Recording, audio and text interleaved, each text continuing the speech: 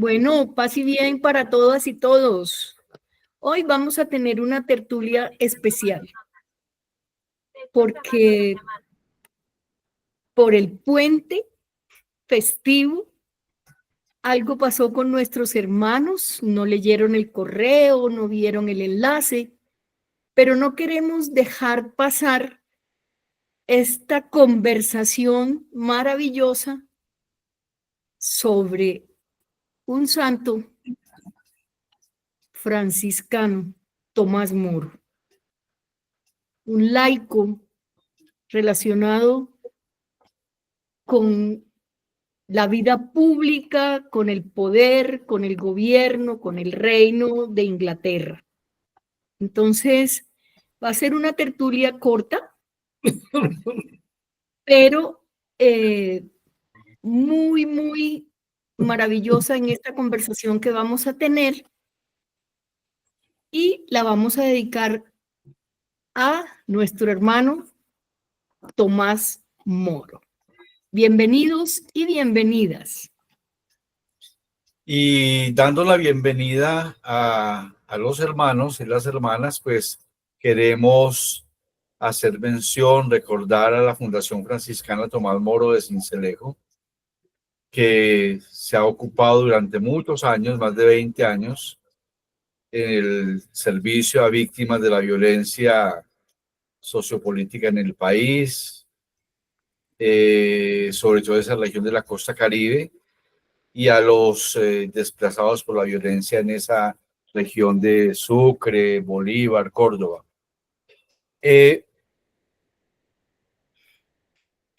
Tomás Moro, cuya santidad es para nosotros una invitación permanente a la coherencia, es un permanente recuerdo de que no se puede ser santo viviendo en complicidad con sistemas de muerte. La coherencia de Tomás Moro lo llevó al martirio.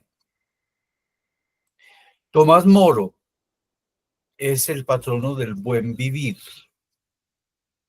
del buen humor, de los abogados, de los políticos honestos, de los diplomáticos.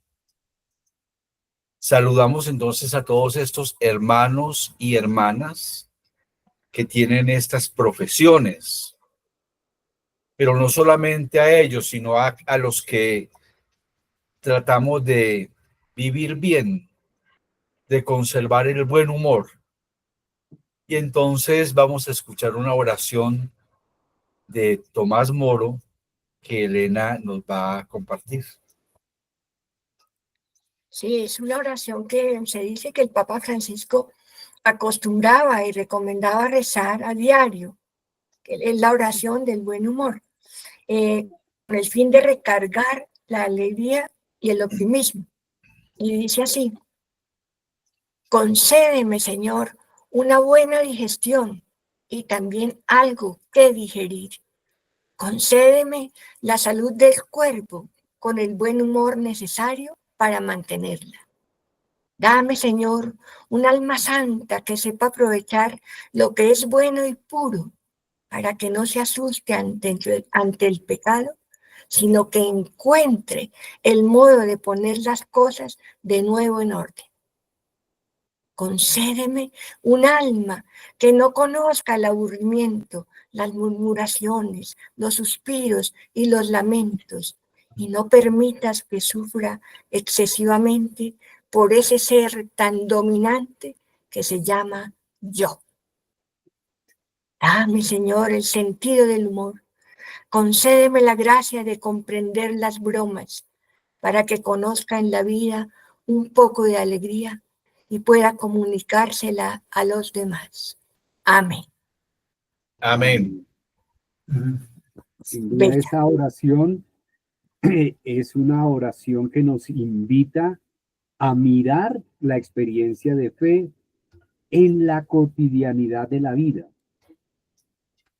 no dedicada al culto tradicional, al lenguaje religioso exclusivamente cultural, sino a hacer vida y de esta manera superar la admiración y la devoción que se suele tener a los santos. Exacto. Y eso suele pasar no solo en la familia franciscana, sino también en la iglesia en general. Es fundamental para que nuestra espiritualidad no quede embalsamada, atrapada en rituales, oraciones y símbolos que poco o nada dicen ya. No basta con llamarnos cristianos, si no honramos con la vida el seguimiento de Jesús. A veces nos preocupa el por qué no llegan a nuestras organizaciones nuevos hermanos o hermanas y pensamos que el asunto se resuelve con una buena propaganda llena de colores, textos y música inspiradora. Al parecer, no estamos dispuestos a revisar la casa, limpiar el polvo que se nos ha pegado en el camino y soltar incluso tradiciones que ya dicen muy poco o que no responden a las urgentes necesidades de hoy.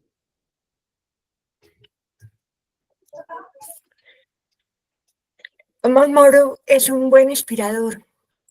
Es un laico franciscano que nació en Londres en 1478 y estudió Derecho en Oxford. Fue político, miembro del Parlamento y Lord Canciller de Inglaterra bajo el rey Enrique VIII. Se opuso a la separación de la Iglesia de Inglaterra de Roma y fue ejecutado en 1535 por negarse a reconocer a Enrique VIII como jefe supremo de la Iglesia inglesa. Tomás Moro tuvo una influencia franciscana que se manifestó en su énfasis por un estilo de vida de desapropiación y simplicidad. Además de oraciones, poemas y reflexiones sobre espiritualidad y textos de carácter jurídico, escribió su obra más conocida, Utopía. En ella relata la búsqueda de la justicia y la defensa de los pobres. Con el grupo musical Jesuitas Acústico queremos hacer memoria de Tomás Moro, con un canto cuya letra dice así: menos mal que existen esos locos, qué lástima, Señor, que son tan pocos y no haya muchos más. Menos mal que existe esa gente libre e impertinente, sin freno ni bozal. Menos mal, ellos te vuelven a la vida. La guerra aún no está perdida y hasta hay razón para esperar. Menos mal que hay quien no quiere ser prudente y se sacude libremente de los que le quieren domar. Menos mal que hay quien levanta las dos manos y por los derechos humanos hasta la vida va a apostar. Menos mal, ellos te vuelven a la vida, la guerra aún no está perdida y hasta hay razón para esperar. Menos mal, menos mal.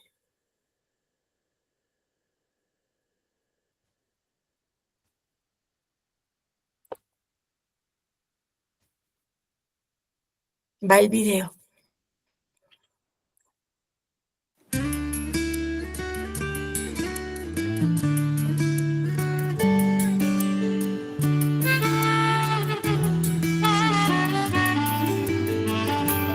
Menos mal que existen esos locos. Qué lástima, Señor, que son tan pocos y no habrá muchos más.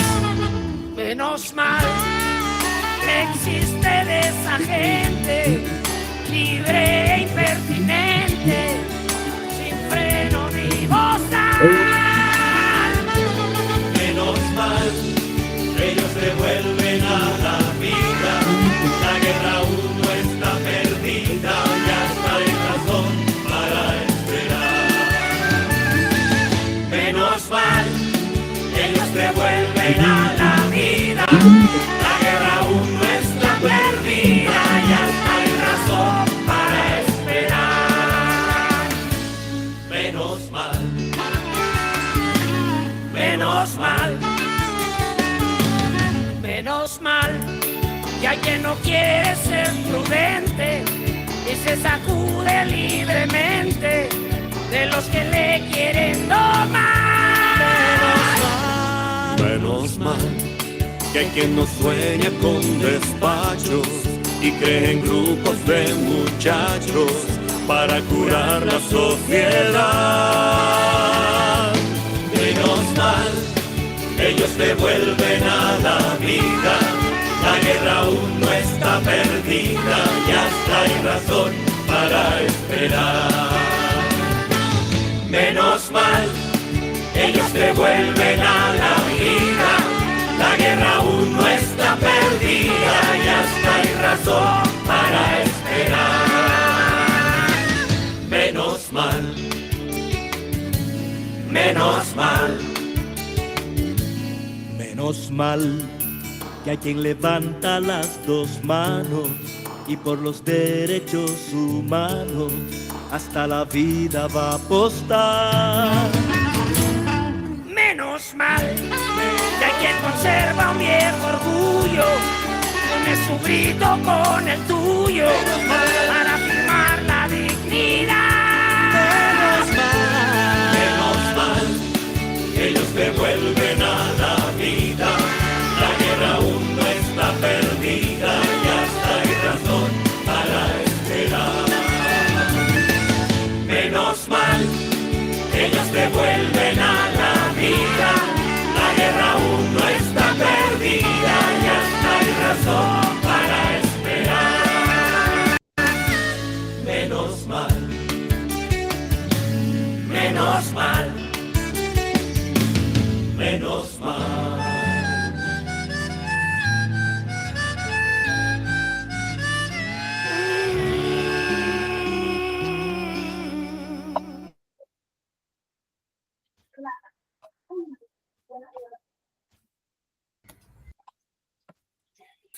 Utopía es una obra que nos haría mucho bien en estos tiempos leerla o volverla a leer si acaso no lo hemos hecho.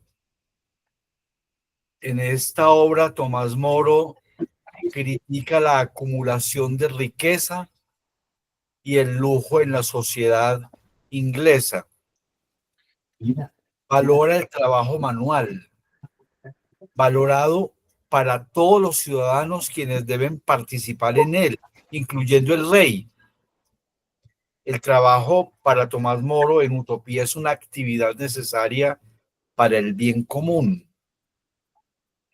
no como una mercancía que se compra o se vende. Moro critica la explotación de los trabajadores y la injusticia social que puede resultar de la búsqueda del beneficio económico. También en esta obra dice que en la sociedad utopiana, los valores fundamentales son la fraternidad y la igualdad. En dicha obra, Moro destaca la importancia de cuidar a los pobres y vulnerables. En la sociedad utopiana, se prioriza el bien común sobre el interés individual.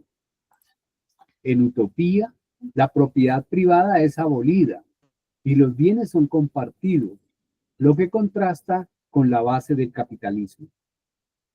En Utopía, se prioriza la justicia social y la igualdad, lo que contrasta con la desigualdad y la explotación.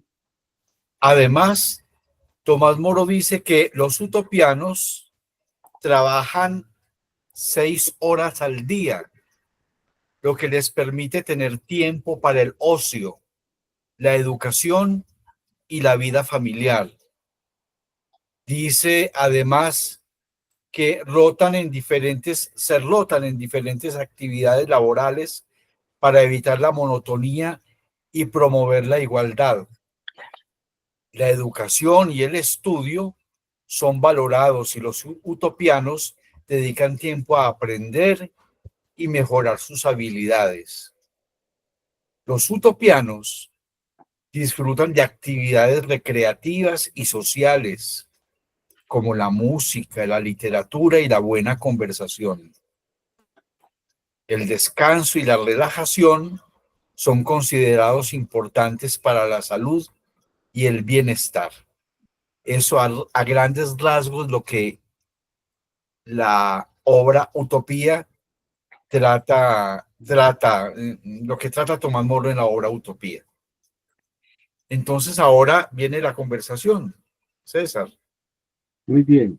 Sí, abramos entonces micrófonos y conversemos sobre los distintos aspectos que nos inspiran el celebrar la fiesta de Tomás Moro y el reconocer lo que hemos venido diciendo, tanto de su obra Utopía como una propuesta de construcción de la sociedad, como también la experiencia de vida de un creyente que desde el compromiso laical de bautizado asume este camino como la tarea de seguimiento de Jesús. Yo creo que en estos dos ejes podemos dirigir nuestra conversación en este rato, así que lo que tengamos para reflexionar y compartir, pongámoslo en común.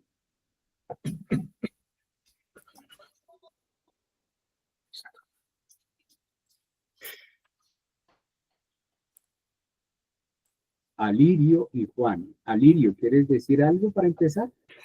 Sí, yo creo que es muy interesante la biografía que se vuelve teología en la historia de Tomás Moro, pero eso, digamos, se extrapola a la situación que estamos viviendo pues hoy en Colombia y en el mundo, ¿no?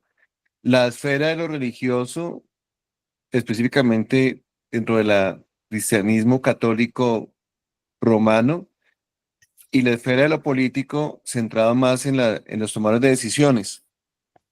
Sé que hay personas, no se da en el ámbito de la tertulia, pero algunas personas entienden su fe dentro de la sacristía, dentro del templo, y no conciben que haya, digamos, una trascendencia en el ámbito político.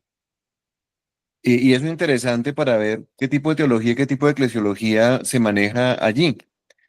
Pero me parece que lo conflictivo y también lo interesante para crecer en esa madurez del seguimiento del Señor al estilo de Francisco y de Santo Tomás Moro, por supuesto, es ver cuál es el servicio y cuál es el vínculo entre el creer e incidir en el poder, ¿no?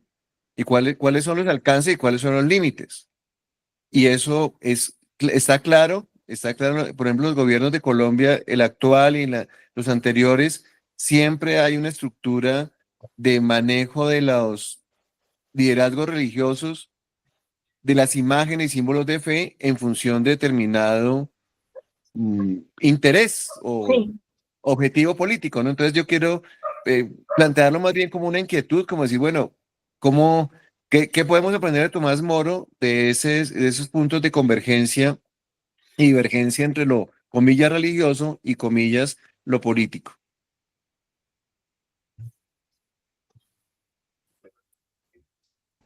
Sigue Juan. A mí me parece muy interesante lo que estás planteando, Alirio, porque cuando nosotros decidimos ponerle a la Fundación de Sincelejo Santo Tomás Moro, nosotros estábamos abandonando el nombre de la Comisión Intercongregacional de Justicia y Paz, porque explosionó y entonces por cuestiones políticas, entonces desapareció de la CRC y ya nosotros nos dijeron, ustedes pueden seguir porque éramos la única seccional que teníamos personería jurídica independiente, pero pertenecíamos pues a la intercongregacional y dijimos no gracias, pasamos. Entonces una compañera dijo pues pongámonos un nombre franciscano. Por supuesto ahí pueden sonar todos los nombres que ustedes quieran, desde San Francisco hasta el que sea, pero ella misma Norma Vidal, dijo, ¿por qué no nos ponemos Fundación Franciscana Tomás Moro? Y nosotros, Santo Tomás Moro. No, no, no, Tomás Moro, así sin el santo, aunque sea santo. Y eso tenía mucho que ver porque realmente era una fundación ha sido una fundación de laicos, ¿sí?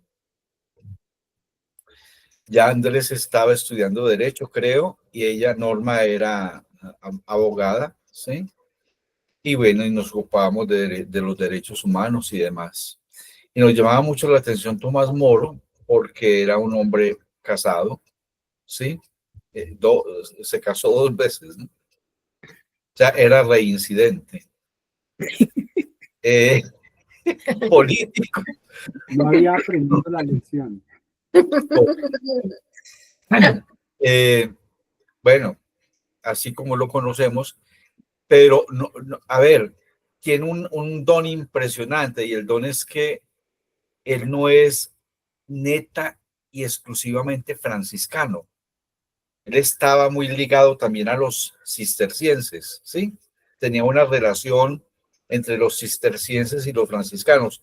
Estudió en Oxford y estudió, pues, tenía una relación con la escuela franciscana, pues, claro que sí, ¿no? Y con la espiritualidad franciscana, pero realmente tenía una formación como muy monástica, pero era un tipo, nos contaba alguien, que hacía todos los viernes, hacía una especie de tertulia en su casa, y a esa tertulia invitaba a gente para hablar de temas, ¿sí?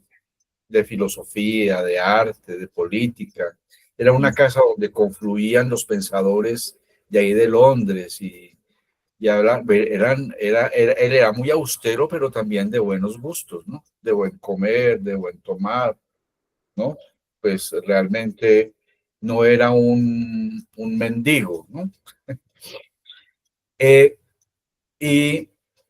Y a propósito de Colombia, a mí me llama mucho la atención es que en Colombia Tomás Moro no es muy conocido. No, realmente no es muy conocido. Y sí que menos, y es muy poco conocido en los ambientes de sacristía. Lo que dice es Alirio, o sea, realmente, a ver, ¿dónde ha visto usted en una iglesia una imagen de Tomás Moro? ¿No? Dirán que es Cristóbal Colón por sus atuendos, ¿no? Por su sombrero y lo que sea, ¿no?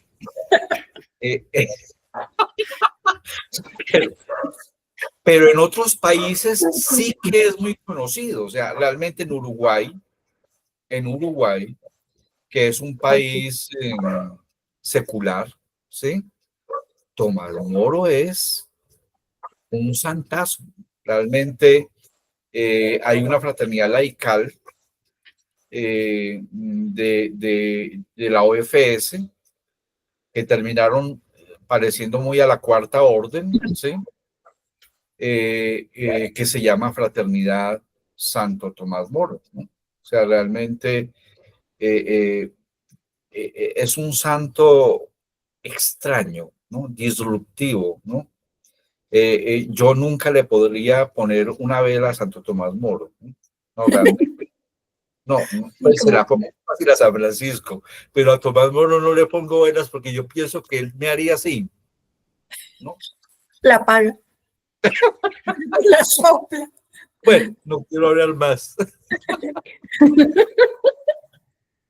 Saben que a mí me llamó la atención que cuando busqué la oracioncita de Tomás Moro, decían lo del Papa, ¿no? Que el Papa rezaba una oración, pero no decían de quién.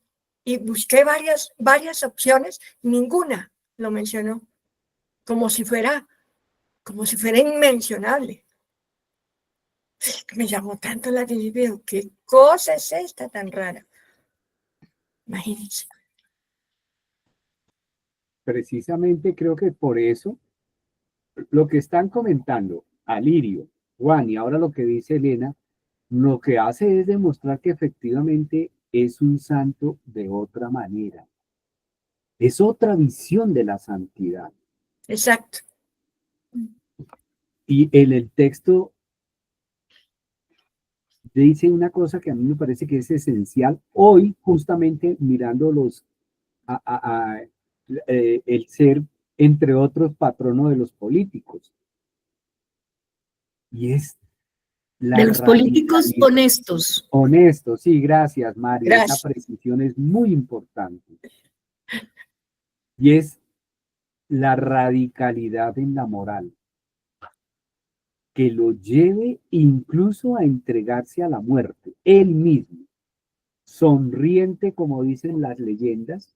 No sabemos si eso fue efectivamente cierto, pero el hecho de que narren que si es de buen humor, seguramente en ironía está diciendo la circunstancia que está teniendo que asumir y que vivir, pero que muestra al mismo tiempo la radicalidad de, de su moral y lo que va engendrando un espíritu que va tejiendo junto con otros, porque es que a mí me parece también eso que cuenta Juan ahora, de que en su casa organizaba Tertulias. tertulias, esa vaina es como la nuestra de todos los lunes, que termina tejiendo una cosa que tiene un valor que uno no sabe cómo es, pero que lo arrastra, Sí. que lo envuelve. Cuando contaba eso, Juan, yo recordaba en mi época de estudiante de Sagrada Escritura. Yo tuve que estudiar por circunstancias de la vida, me tocó en varios países estudiar, pero en México, que estuve casi un año, vivimos una experiencia que fue muy similar. Todos los viernes en la noche, el grupito nuestro, en el edificio donde vivíamos, que era bastante grande, además era de la iglesia presbiteriana, y nos acogían allí. En los viernes por la noche hacíamos exactamente eso, hacíamos una cena muy sencilla e invitábamos a compañeros y compañeras del curso bíblico, que era internacional, y siempre era para conversar de nuestros países, que invitábamos a alguno para que conversara de su país, de su historia, de su simbólica, de su identidad y todo, pero además le cantábamos canciones que desde cada uno de los países todos nos sabíamos, y leíamos poemas, y eso le termina a uno haciendo. Nos llamamos, esa sesión ya después se hizo muy famosa en todo el curso internacional de Biblia, y le decían, todos le terminamos diciendo, es que los viernes es la sociedad de poetas muertos y vivos, porque hay que cultivar la vida, y eso realmente tejía algo así como lo que teje esta tertulia. Sí. Ali, sígueme.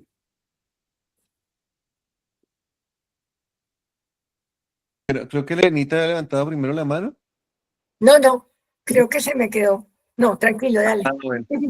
No, resaltar la dimensión laical, ¿no? O sea, me parece que eso es importante, porque claro, tenemos un hecho histórico muy reciente en Colombia, donde el arzobispo de Bogotá, con la conferencia episcopal, con la CRC, se sienta, invita a sentarse en una misma mesa a los líderes de los poderes, las tres ramas del poder público, ¿no?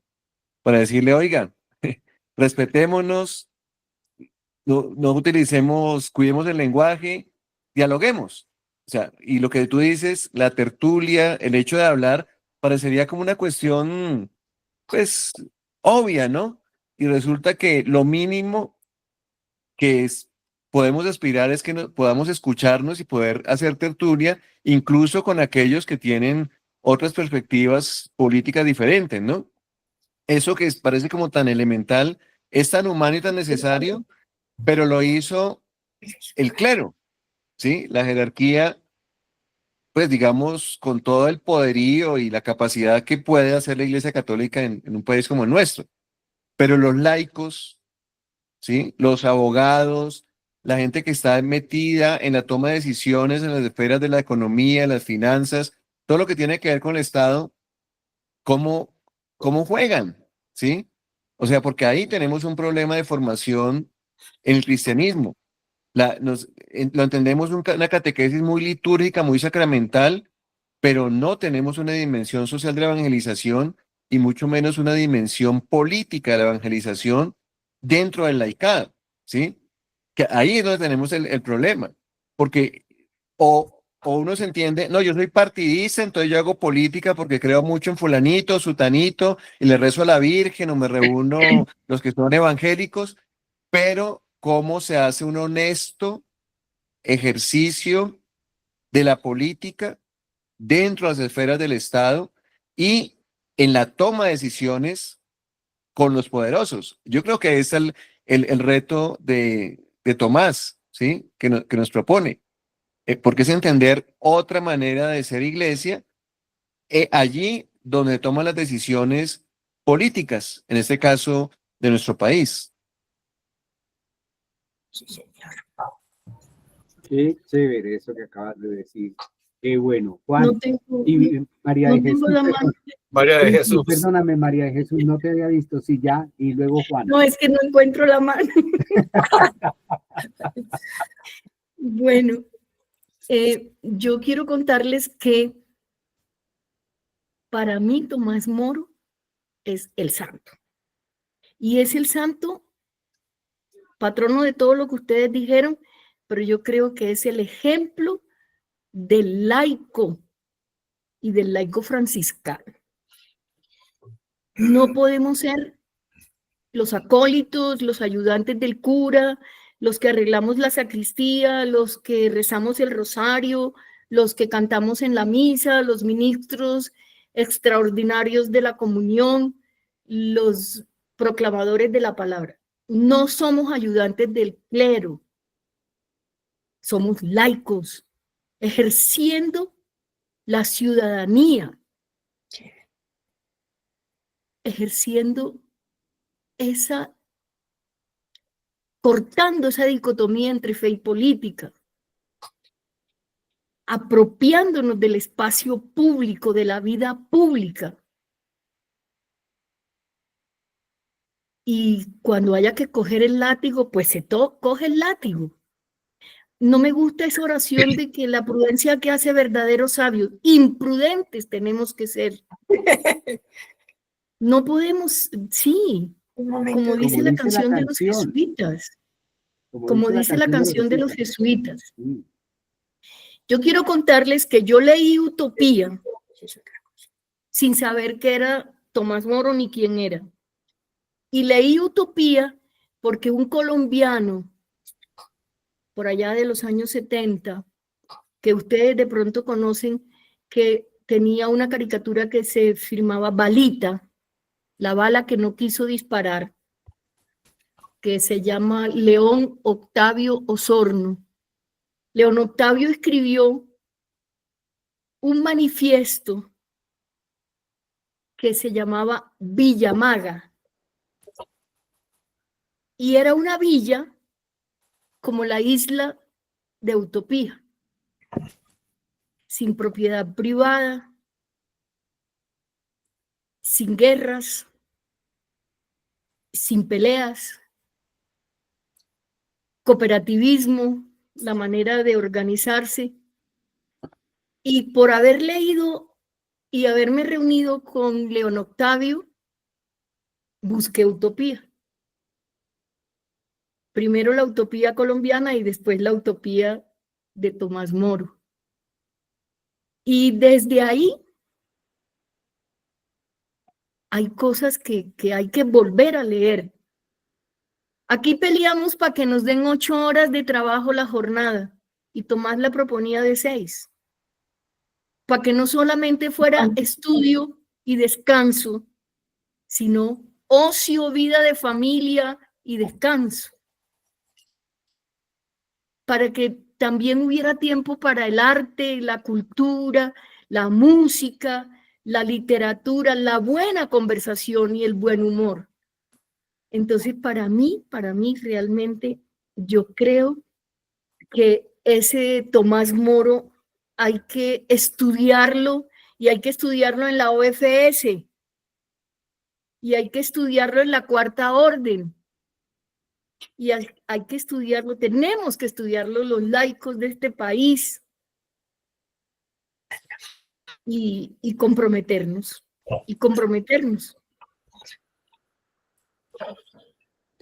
Y no solo los laicos. Sigue, Juan. Ay, perdóname, yo iba a interrumpir porque es que estoy que te me hablo. Sigue, Juan. Dale, dale. Pido la palabra después.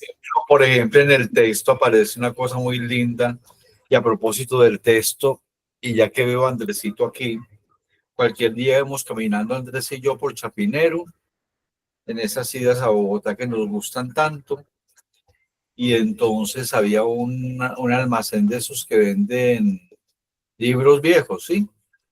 Y entonces estaba La Utopía, ¿no? Y Tomás Moro estaba ahí. Y, ay, Andrés, yo quiero ese libro, que comprémoslo. 24.000 pesos, ¿sí? La Utopía de Tomás Moro.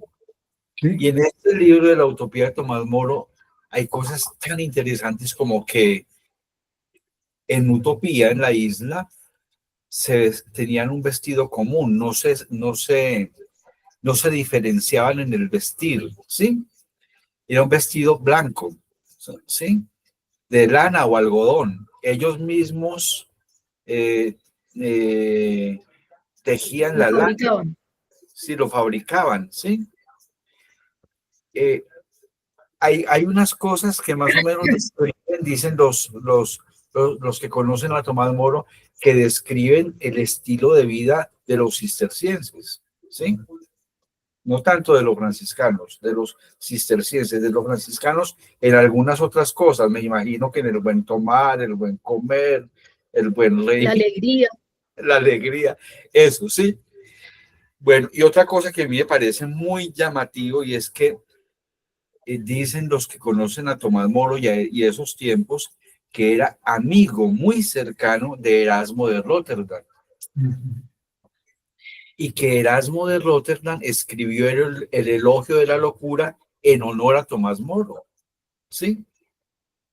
Entonces, eran compañeros. Seguramente Erasmo de Róterdam fue muchas veces a esas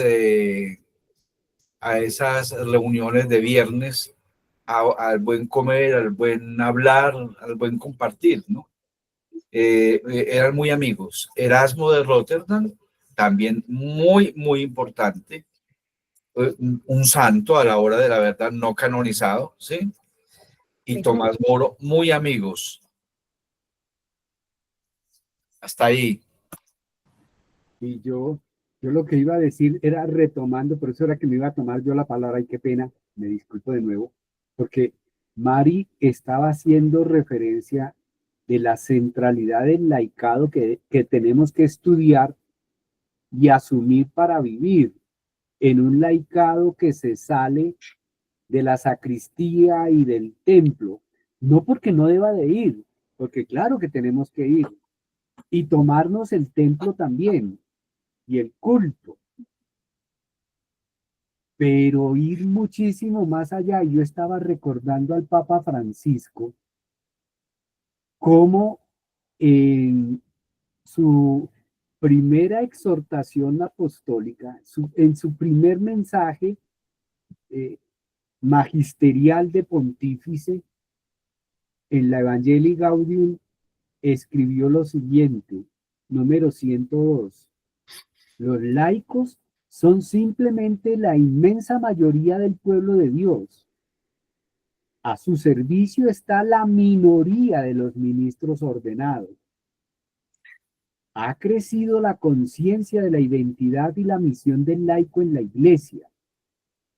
Se cuenta con un numeroso laicado, aunque no suficiente, con arraigado sentido de comunidad y una gran fidelidad en el compromiso de la caridad, la catequesis, la celebración de la fe.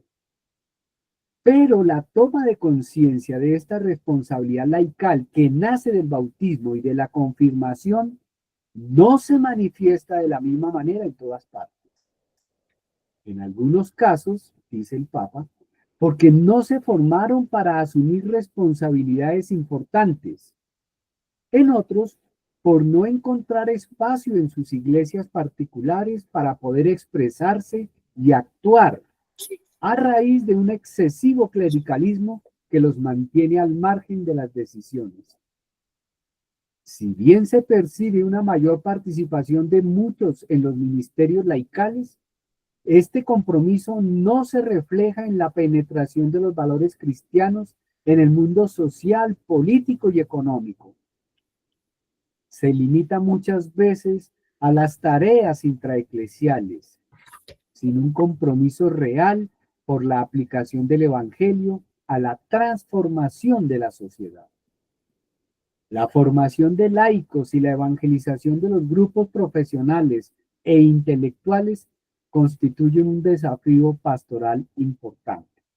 Hasta aquí este número de Evangelii Gaudium, que como ven tiene todo que ver con lo que venimos diciendo y que pareciera haber sido una reflexión teológica de la vida de Tomás Moro por las acciones y los lugares que ocupó, los lugares de posición y de cómo hizo que la experiencia de la fe fuera radicalmente centrada en esa incidencia en la transformación de la realidad y en la conservación de la fe de la iglesia, que por eso fue que lo mataron.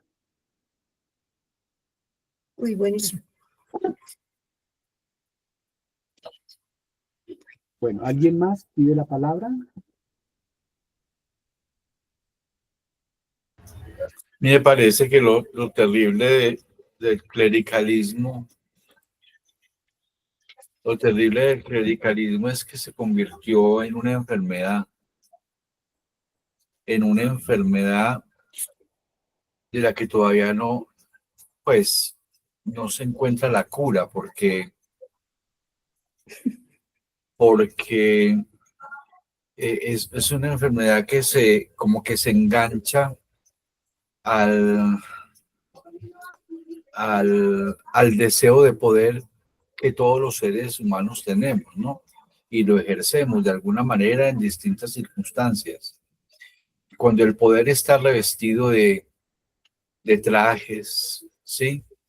De títulos, de separaciones, ¿sí? Entonces eso hace que sea una enfermedad bien difícil. O sea, realmente, ya cuando uno empieza a entender, por ejemplo, que Jesús no era clérigo, que era un laico, un judío, ¿no? Que lo clericalizan precisamente desde reflexiones teológicas, ¿no? El sumo sacerdote, y a mí hay una cosa que me pone muy mal, realmente me fastidia cuando los artistas, los pintores pintan a Jesús con alba, con casulla, ¿sí? Pero además con corona, ni siquiera con mitra, ¿no? Con corona, que la mitra es de cartón, ¿no? Pero esta corona sí es, o sea, tenaz, o sea, y cuando uno ya entiende que Jesús es un laico y que Francisco es un laico, ¿sí? Entonces empieza uno a sentirse como extraño en este mundo que es tan clerical, o sea, los dueños de las vinajeras, ¿quiénes son? Los dueños de las campanas, ¿sí?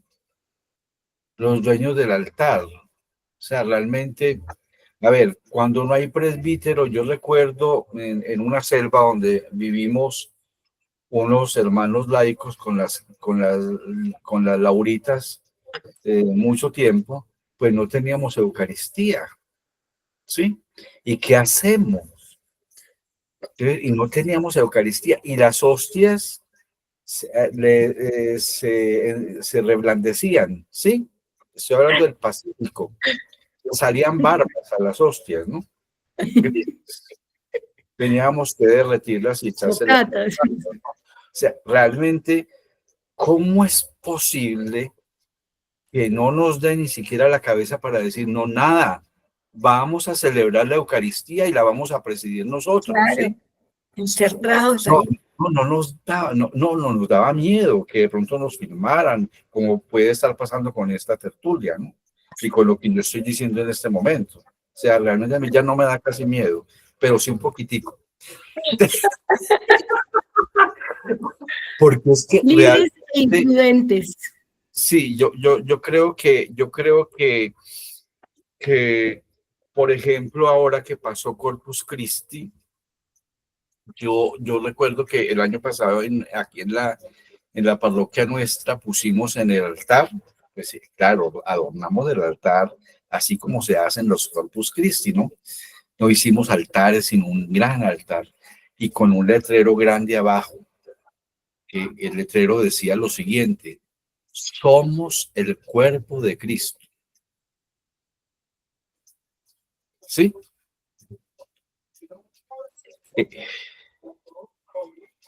Porque es así, ¿sí? Cualquiera que haga a uno de estos más pequeños, lo que haga lo hace conmigo, ¿sí? Y quien dice que ama a su hermano, ¿cómo es? Quien no cumple el mandato del amor, amando a su hermano, pues no es de los míos, etcétera. O sea, ¿dónde está Cristo? En el otro. Entonces, esa cosa, cuando uno empieza a entender, se le va complicando de alguna manera en la institucionalidad nuestra, ¿sí? Se le va complicando de alguna manera la vida, ¿no? Entonces uno empieza como a tomar como ciertas precauciones que no las estoy tomando en este momento, porque realmente es complejo, es complejo. O sea, realmente Alirio decía una cosa al comienzo de la tertulia, decía, no sé si aquí todos los que estamos en este momento en la tertulia, sí, estamos como en esta onda, sí, y realmente yo creo que los que estamos en esta onda, estamos en esta onda, ya hemos entendido que el evangelio es más que una organización, sí, que la comunidad es una comunidad de afectos, sí, de amor eficaz, sí, que la utopía es una propuesta de sociedad así como la pintó este hombre, amigo nuestro, ¿sí? Que comen a tales horas, que estudian, que cantan, que pintan, que aran la tierra, etcétera. O sea, realmente ese proyecto de vida tan hermoso, ¿no? Que pinta la utopía. Entonces yo creo que nosotros los que estamos aquí somos de ese combo, ¿no? Y bueno, si quiere está quedando grabada para compartirla, ¿no? Hasta ahí. Muy bien. Eso, Hay mano sobre todo hay levantada. que subrayar eso. Ali, Sí, no, yo creo que también lo que decía María Jesús al comienzo, este apenas es un aperitivo, porque hay que seguir trabajando a Santo Tomás Moro y ojalá tengamos una tertulia un poco más nutrida en participación, pero que quede como una tarea de que hay que leer Utopía, entender el texto, el contexto y el pretexto de Utopía, el elogio a la locura, que me parece que entender a Tomás Moro en su momento histórico nos puede ayudar también a una hermenéutica para entender cuál puede ser el aporte en ese diálogo entre lo religioso, las creencias, en este caso el seguimiento a Jesús de Nazaret y las esferas de poder, ¿no? Porque definitivamente lo comentaba fuera de la grabación, pues estamos viviendo esto, ¿no? En Colombia tenemos una estructura, digamos, del gobierno encargada de lo religioso. Durante mucho tiempo, bueno, 8 años estuvo a cargo de los hermanos cristianos evangélicos. Ahora recién comenzó una persona que viene del judaísmo, con todas las polémicas, que yo soy más judío que tú, que yo soy más ortodoxo que tú, etcétera, etcétera. Eh, ¿Y nosotros qué? Nosotros, ¿cómo entendemos esa perspectiva? Y me parece que para rescatar algo que antes de comenzar a grabar que hablábamos de los hermanos que habitantes de la calle, no hace falta mucha empatía. O sea, para hacer política hay que tener la capacidad de reconocer en el otro un valor, incluso el que tiene un posicionamiento político, ideológico diferente. Si nosotros no creemos en la hermandad, en la misericordia, en la compasión, de reconocer en el otro, como decía Juan Pablo II, un don de Dios para mí, en esa espiritualidad de la comunión hace 25 años, no va a haber sinodalidad ni la unidad que León XIV está proponiendo. O sea, y eso es un reto, porque hoy en día tú dices blanco y otro te dice negro y es capaz de matarte. Tú dices, a mí me gusta el día, a mí me gusta la noche y te mato. O sea, no hay, digamos, la utopía de poder dialogar, de hacer tertulia, en muchos ámbitos humanos está negado, ¿sí? Porque simplemente la verdad no es un bien común, no es un bien que podemos construir por medio de la conversación, sino es simplemente la posesión ególatra muchas veces de quien tiene el poder político, económico o religioso. Entonces, yo creo que ahí hay un reto humanista, o sea, no es de la alta teología, sino reconocer el valor de asombrarse ante el planteamiento de otra persona y buscar, bueno, ¿cómo le buscamos la coma al palo para poder vivir? Buen vivir, dijiste Fray Juan al comienzo, ¿no? Patrono del buen vivir. O sea, ¿cómo podemos vivir bien a partir de ese reconocimiento mutuo, sin matarnos, sin insultarnos, sino decir, bueno, tú piensas de esta manera, yo pienso de esta, pero a ver, busquemos la manera de alcanzar como esa convivencia pacífica en esta casa común? Muy bien, cierto es. Eso es parte de este camino. Y qué bueno que se diga, porque creo que parte de la tarea que tenemos como familia franciscana es justamente esa, de ir haciendo pasos de inclusión, pero al mismo tiempo de claridad en las opciones que se van haciendo para ir mostrando que es posible hacer otros caminos, pero hacerlos tejiéndolos fraternalmente y reconociéndonos mutuamente. Sí, señor. Bien. Elena. Quería comentarles que, pues sí, Jairín y yo, por ejemplo, especialmente en este último tiempo, hemos estado, digamos que, ejerciendo una imprudencia respetuosa dentro de la orden, ¿sí? Es verdaderamente así, una imprudencia respetuosa.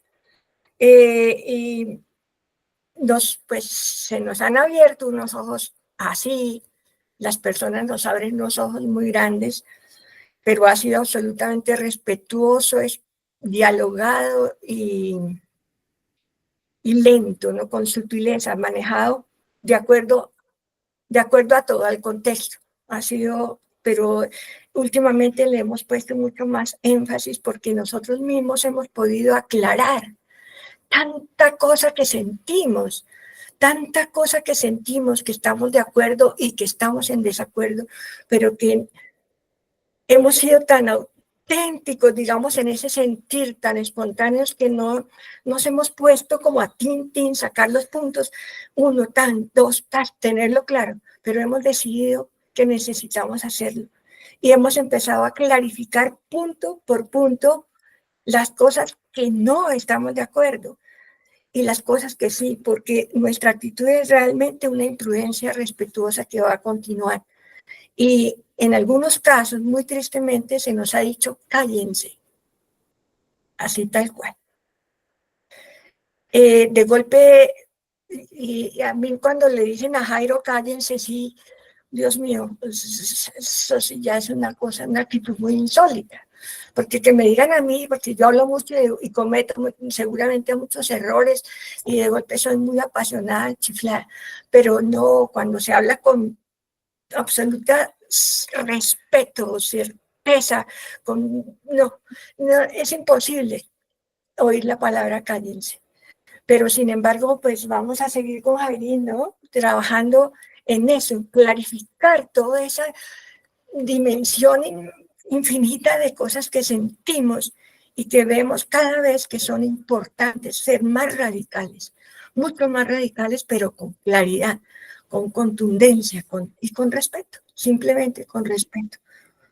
Eso es la actitud de ahora en Y, no- adelante. y nosotros amamos ese par de chiflados del eremitorio del silencio. Ay, bendito sea Dios que tenemos a alguien que nos Allá. ama. No, y no solamente a ustedes, sino que este par de chiflados que también, no se ve, pero bueno, acaban de mandar al chat de la RFM. Paz y bien, por aquí reportando sintonía desde el Palacio de las Naciones Unidas. Hoy tuvimos la primera jornada de trabajo con el relator especial de la ONU para las migraciones y la Corte Interamericana de Derechos Humanos, hablando de la situación de Colombia. Saludos. Y ahí nos mandan la foto entonces, dos hermanos nuestros de familia franciscana de Colombia que fueron a visibilizar la situación de migración en Colombia, que son Nina, Joana y Fabián, ¿no? Entonces, yo no sé si se puede compartir esa fotografía que es maravillosa ahí frente al Palacio de Naciones Unidas en Ginebra. O sea, eso es ser cristiano franciscano, al estilo de Tomás Moro, ¿sí? O sea, ya en las altas esferas de Naciones Unidas peleando derechos, ¿no? Visibilizando situaciones. Yo pienso que desde el eremitorio, ¿sí? Desde la casa de cada uno de nosotros, pero también en ámbitos, en ambientes así tan potentes como estos de Naciones Unidas o el Congreso de Colombia o lo que sea, ¿no? Yo sí creo que eso es muy importante. Exacto.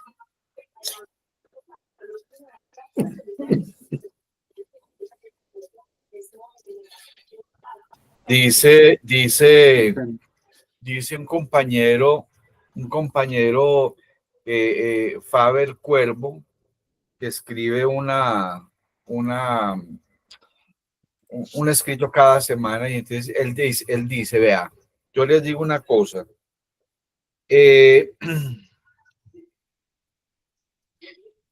trabajar por el cuidado de la creación sin militar en movimientos sociales que defiendan la naturaleza es simplemente jardinería.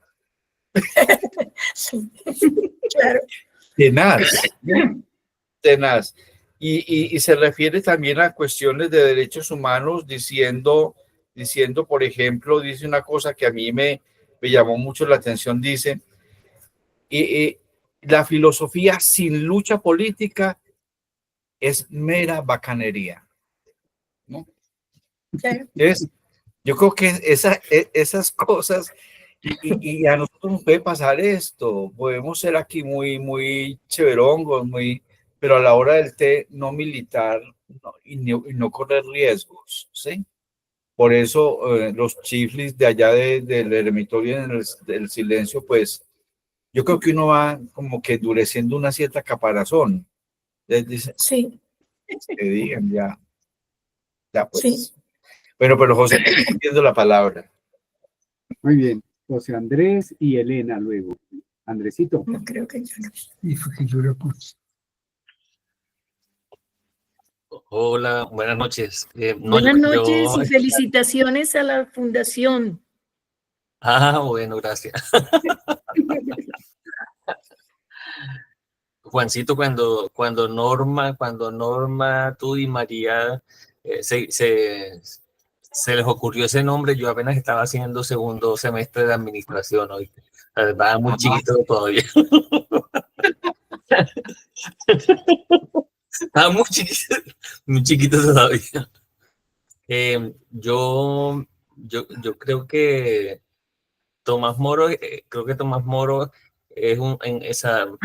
para los que lo conocemos y para los que hemos leído de pronto algunos de sus escritos, creo que es una representación muy franciscana que yo creo que quizás él no supo que era tan franciscano.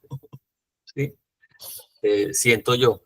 Y bueno, yo me quedo con él, como con ese tema con el respeto de sus principios, ¿no? Que incluso por eso es que lo llevan a la guillotina. Y me quedo también de él, con ese mensaje frente a que es también el mensaje que quiere dar a través de la utopía, que es ese mensaje sobre la justicia social, ¿sí? Y que ahorita se vuelve contemporáneo ahorita con todo lo que estamos viviendo en este país, ¿sí? Todas estas luchas que se están haciendo, todos esos logros que se están haciendo, con una cantidad de dificultades, pero siento que también hay una masa de pueblo ahí también como despertando frente a esas cosas, ¿sí?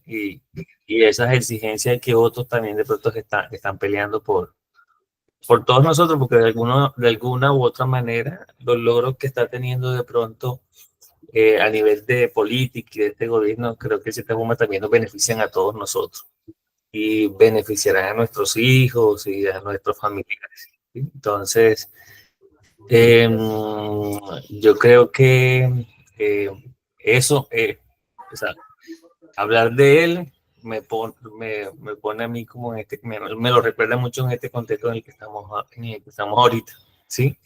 Y eso como que, o sea, yo siento que él asumía las cosas como venían, ¿no? Creo que seguramente luchaba y defendía como su criterio, pero también como que aceptaba lo que se venía por la época, no sé, por la época, por las normas de aquel momento. Y creo que también nos enseña a asumir las cosas de la vida de un poquito distinta, ¿sí? Creo que ese también es un buen mensaje que a él de algunos escritos que él tiene, sobre todo esos escritos que hablan del humor, ¿sí? Como de ese humor sarcástico que él tiene. El humor londinense, famoso, de Mr. Bean. No, mentiras.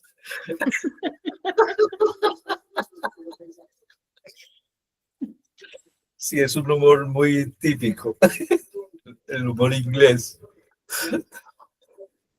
Bueno, yo creo que, no sé, hermano, ya va siendo hora de que cerremos nuestra tertulia, ¿o no? Sandrita, ¿quieres decir alguna cosa? ¿Quieres permanecer en silencio? Sí, no, bueno, sí, voy a terminar hablando y es que quiero agradecerles porque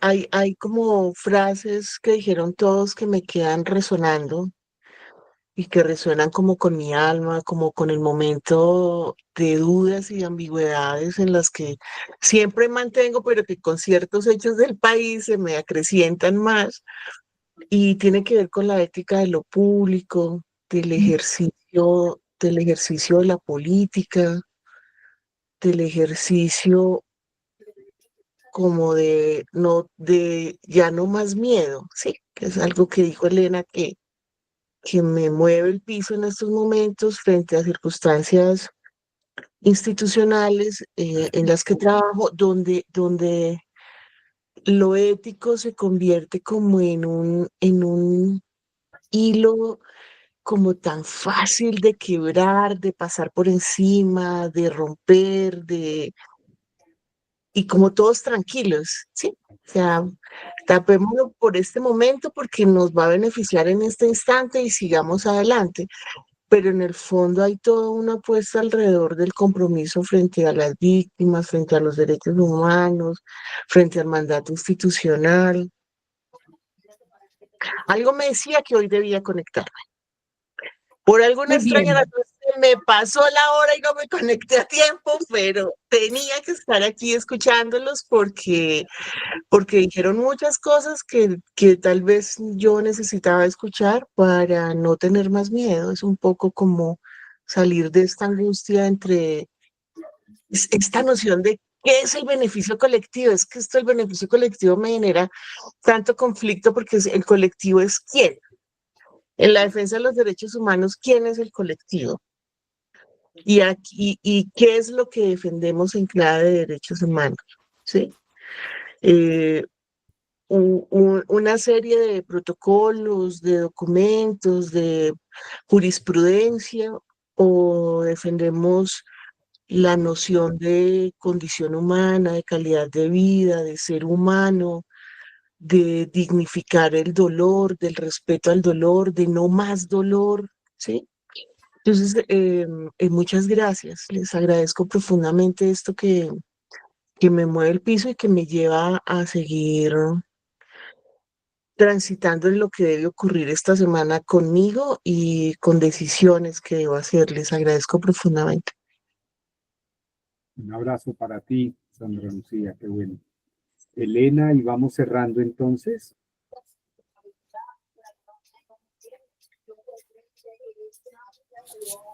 Bueno, yo quería decir algo. Es que me llamó mucho la atención de lo que leyó Elena. Tomás Moro habla de que, ay, permíteme que no me domine, ese ser tan dominante que se llama yo. No sé si leyeron ese, se acuerdan de lo que leyó Elena en el texto, en la oración de Tomás Moro. Ese ser tan dominante que se llama yo. Pienso yo que eso es uno de los problemas que tenemos que buscar como en el fondo de nuestra alma, ¿no? Y uno se da cuenta, por ejemplo, yo he leído fragmentariamente a Utopía, pero esas cosas tan lindas, por ejemplo, lo que menciona Fray Juan de los vestidos blancos, es decir, ese ser tan dominante que es el yo, es decir, todos de blanco, es decir, y siento las palabras de Jesús, que por eso tal vez Utopía es tan linda, ¿no? Cuando Jesús dice que tomen su cruz y me sigan. Esa cruz es dejar el yo, es decir, salirse de ese ser tan dominante que es el yo. Miren, yo creo que aquí en el silencio, con Elena tratamos mucho de purificar nuestro espíritu en eso. Y ahí está una de las grandes soluciones. Si dejamos de ser ese yo, que uno se abre a los demás, siente cosas maravillosas y pienso que por eso es que Tomás Moro es tan grande, porque ese yo es el que tiene que disolverse en el nosotros, ¿no? Para realmente ser una sociedad que utópica, ¿no? Tan bella como la de Tomás Moro. Quería decir eso, Max. Muy bien, a ti muchas gracias, Jairo, porque también nos pone en la otra reflexión, en el otro lado de la reflexión, de lo que va. Elena, ¿vas a decir algo más? Sí, una cosita pequeña, que yo creo que realmente la utopía esta de la que habla Tomás Moro está dentro de nosotros. Está ahí, es que está clarita, ¿cierto? Está ahí. Entonces, pues, a soltarla. Y como decía algún muchacho ayer en Medellín el otro día, que decía, nos han quitado tanto que nos han quitado hasta el miedo. O sea, no tengamos miedo de llevar a cabo esa utopía, de luchar, de decir con prudente respeto, pero de decir todo aquello que tenemos que decir, que es la voz de Jesús, que es la voz de Santo Tomás Moro, la de San Francisco, sin miedo, diciendo las cositas, tanto, donde en la oportunidad que sea todo el momento, diciendo y actuando, siendo coherentes, como nos diría Tomás Moro. Qué bonita tertulia hemos tenido, ¿no? Sin duda alguna. Yo Muy quiero... cargada, muy cargada. Sí. Hola. Yo quiero terminar con una oración. Antes, Mari, una cosita antes, perdóname. Sí. Ok. No, era que quería decir, Dorita ha estado con nosotros en la tertulia, ha guardado prudente silencio, pero qué bueno darte gracias y reconocerte, Dorita, el que hayas estado ahí. Supongo que buena parte de nuestra conversación te puede haber parecido de abrir los ojos, de poner una cara de asombro, pero gracias por darte la oportunidad y darnos la oportunidad de compartir, de escuchar todo ello. Bueno, y no sé si de pronto te animas a decir una palabra o con solo silencio y escuchar. Basta. Mari, ahora sí contigo. Sí, yo quiero, antes de los avisos, hacer una oración que me gusta mucho. Se llama, oh Dios, envíanos locos, de los que se comprometen a fondo, de los que se olvidan de sí mismo, de los que aman con algo más que con palabras, de los que entregan su vida de verdad y hasta el fin. Danos locos, chiflados, apasionados, imprudentes, hombres capaces y mujeres de dar el salto hacia la inseguridad, hacia la incertidumbre sorprendente de la pobreza. Danos locos que aceptan diluirse en la masa, sin pretensiones de erigirse en escabel, que no utilizan su superioridad en su provecho. Danos locos, locos del presente, enamorados de una forma de vida sencilla,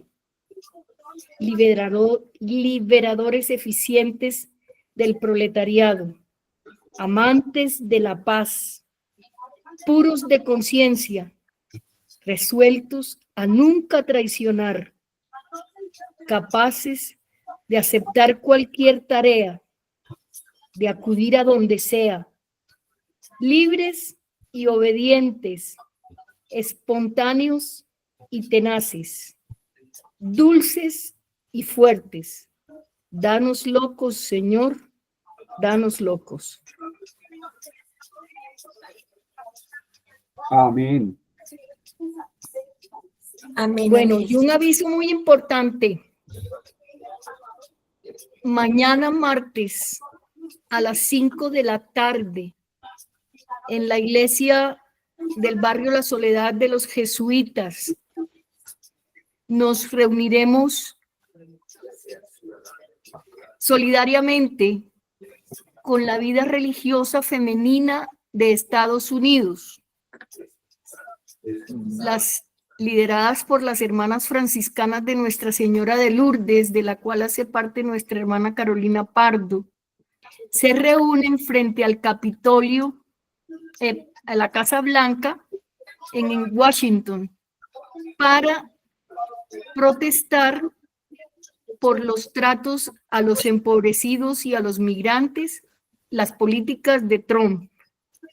Y acá en Colombia, a las 5 de la tarde, nos solidarizaremos con las hermanas y hermanos que se reúnan allá haciendo una oración en la capilla de los jesuitas en La Soledad.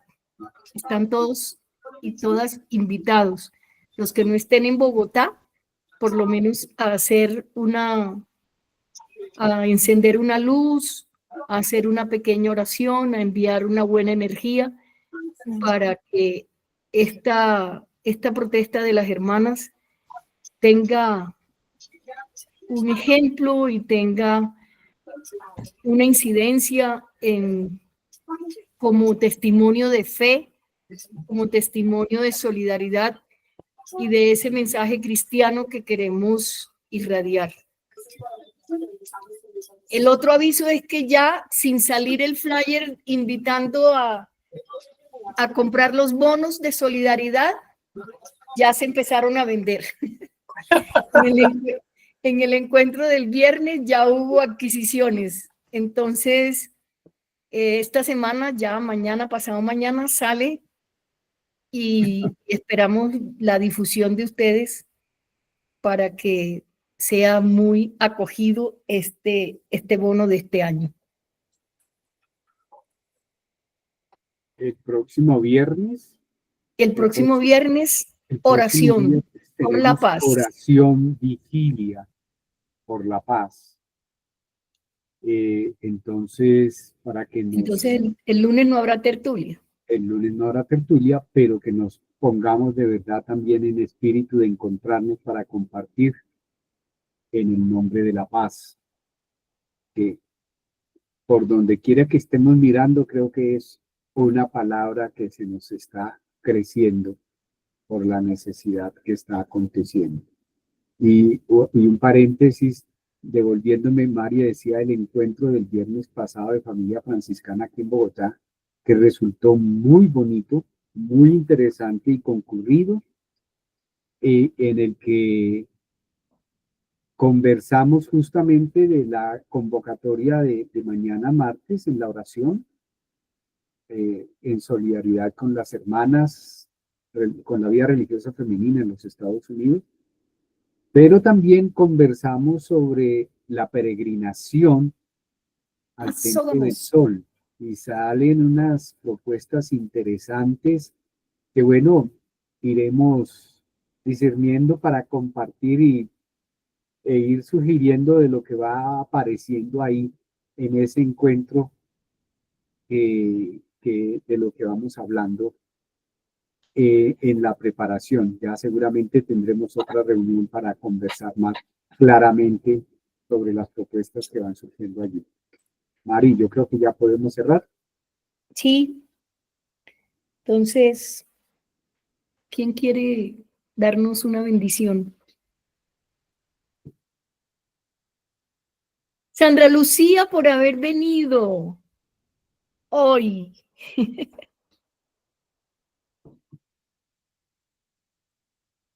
¿Tienes el micrófono apagado, Sandra?